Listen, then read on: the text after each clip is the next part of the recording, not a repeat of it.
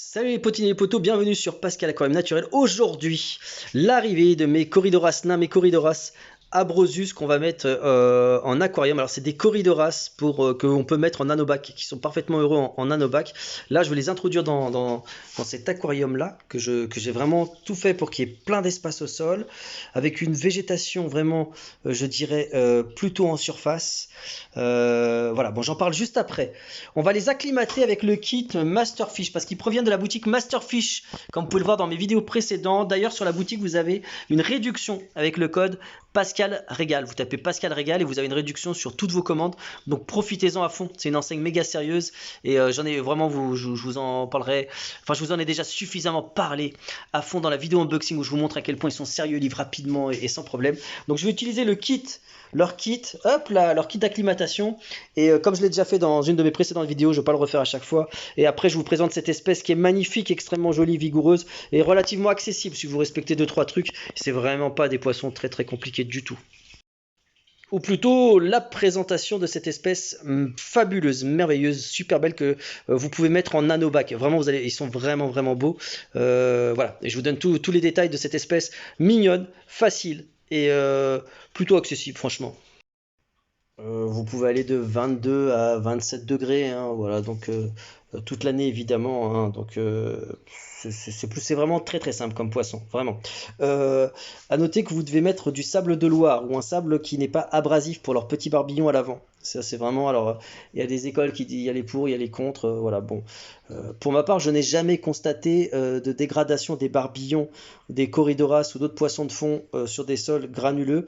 Néanmoins, certains, oui, du coup, je ne peux que préconiser l'utilisation de sols non abrasifs. Là, dans ce cas-là, c'est blanc, il n'y a aucun souci, c'est très très doux. Vous pouvez utiliser des couleurs noires, des couleurs blanches. Ils vont se sentir plus à l'aise évidemment dans du noir.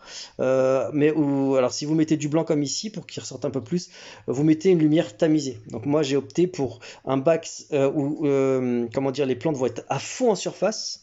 Comme ça va tamiser l'éclairage. Tu vois, là, l'éclairage, il est puissant. Là, pouf, ça envoie grave ici. Mais du coup, il est tamisé par les plantes flottantes. Du coup, il y en aura beaucoup, beaucoup. Enfin, elles vont se démultiplier très rapidement. Voilà, donc en groupe. Là, au niveau de l'alimentation, j'en ai parlé. Vous pouvez mettre des pierres plates de temps en temps. Il faut une filtration assez puissante parce que c'est pas qu'ils ont besoin forcément. Alors, l'eau doit être propre, évidemment, mais ils aiment bien le courant. Dans la nature, c'est des poissons de courant. Vous pouvez mettre aussi au fond des feuilles mortes, des trucs un peu, voilà, comme une rivière, hein. Regardez sur internet, dans leur milieu de vie, vous verrez que, alors en captivité, vous n'êtes pas obligé de reproduire exactement la même chose, mais si tu mets des petites feuilles mortes par-ci par-là, ça peut être quelque chose de pas négatif. Donc du bois, un petit peu de tanin dans l'eau, comme ici, et là, vous aurez un bac totalement adapté, hein. Là, c'est vraiment top. Alors moi, dans un nanobac, donc alors quand je dis nanobac, vous n'allez pas les mettre dans 10 litres, je dirais dans 50 à 60 litres minimum. Donc un bac qui fait 60 cm sur 30 au sol. Je parle que du sol évidemment parce qu'ils vont occuper principalement le sol. Tu vas pouvoir les voir nager en eau libre, mais ils vont plutôt, comme là tu peux le voir depuis le début de la vidéo, ils occupent vraiment là-bas quasiment que le sol, hein. C'est leur zone de vie, quoi, voilà. Le pH peut aller de 5 à 7. Alors franchement, c'est une espèce que je recommande vraiment aux débutants. Vous pouvez y aller, vous pouvez vous lâcher. Il y a pas de souci avec ça, hein. C'est vraiment une espèce qui est très très simple et qui est recommandée. Voilà, ils ont une espérance de vie qui est relativement normale. Donc je dirais autour des 5 ans. Bien que certains indiquent entre 4 et 6 ans. Bon, moi je te tranche entre les deux, 5 ans. Voilà. Donc il n'y a pas grand chose à en dire de plus. Espèce d'Amérique du Sud, comme la majeure partie des Corydoras d'ailleurs, est absolument mignonne à observer. Revenons à l'essentiel. Regarde comment c'est trop beau. Regarde comment ils sont choubidous. C'est trop trop classe. C'est trop trop trop trop classe. J'en suis gaga. Hop là. Voilà. Limite, j'aurais dû en mettre plus. Franchement, j'aurais dû en mettre plus. Alors peut-être parce que le bac là il est un peu grand, mais j'aurais dû en mettre plus. Privilégier. Là j'en ai mis 9 je crois. Ouais, j'aurais dû en mettre même le double, hein. Franchement, vu qu'ils sont grégaires, c'est ça le fait quoi. Je vais pas mettre 36 000 poissons, hein. Là j'hésite. Je pense même pas que je vais rajouter d'autres poissons. Juste de fond. On verra peut-être après, peut-être des petits tout calmes en haut. Mettez-les avec des espèces calmes par contre, hein. Vous évitez de mettre des gros poissons qui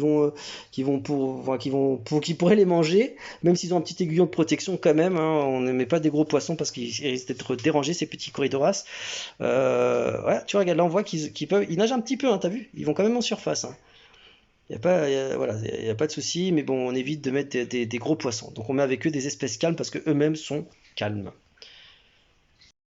Voilà, au final, la vraie difficulté, je dirais que ça serait plutôt la nourriture, s'il faut en citer une. Donc il faut une nourriture qui aille dans leur petite bouche. Voilà. Ou en tout cas qu'il n'y ait pas de prédation. Là, par exemple, les vers de vase, pour la taille qu'ils ont là, c'est le grand maxi qu'ils peuvent manger. Alors hop, ils l'avalent comme une spaghetti. Je sais pas si vous voyez là. Il l'a avalé d'un coup, désolé pour le bruitage, mais voilà, donc des petits verres de vase, là ça le fait, voilà. Donc vous pouvez mettre, voilà, ça va être ça, ou des paillettes, mais alors des paillettes fines, un truc adapté. Donc c'est une grosse paillette, bah là ils pourront pas la manger, mais ils vont pouvoir la grappinouiller au fur et à mesure. Voilà, donc c'est ça, hein, c'est ça, voilà, c'est une espèce que, voilà, je pense avoir tout dit. En tout cas, voilà, vous pouvez vous faire plaisir, c'est une espèce qui est très très facile.